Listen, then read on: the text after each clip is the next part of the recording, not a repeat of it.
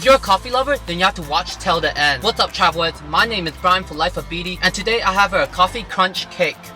Wow, I made it in time. I actually got the last one. I called many times, but they did not pick up the phone. But I took the risk to come here anyway. And right when I came in, there was like 3 to 4 other people in line waiting behind me. I have the last one right here. Like, holy cow. This sweet shop only opens from Wednesdays to Saturday, and they always sell out their cake. If you want a whole cake, then you gotta call in and reserve it ahead of time. This is their signature, the coffee crunch cake. As you can see, it has 4 layers of sponge cake. It has toffee all around it, mainly on the top, but on the 2 sides also. And you also have a lot of whipped cream sticked on with the toffee. This spot has been around for almost 50 years. It's on the outskirt of Japantown, right next to Kyoto, the old town. But why don't we go give this toffee coffee cake a try now.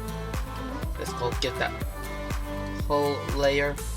Gonna grab it from the layer, grabbing some of the sponge cake, with some toffee and whipped cream, that whole bite into it.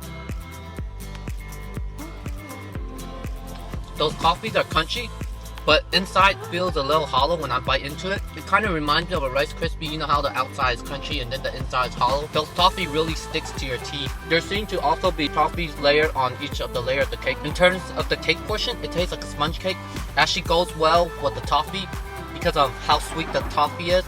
It has a very strong coffee taste to it, but the cake actually balances out with it. It's $5.50 for a slice of cake, and it's cash only. It's a really delicious cake. It's not hella sweet unless you eat the toffee on its own.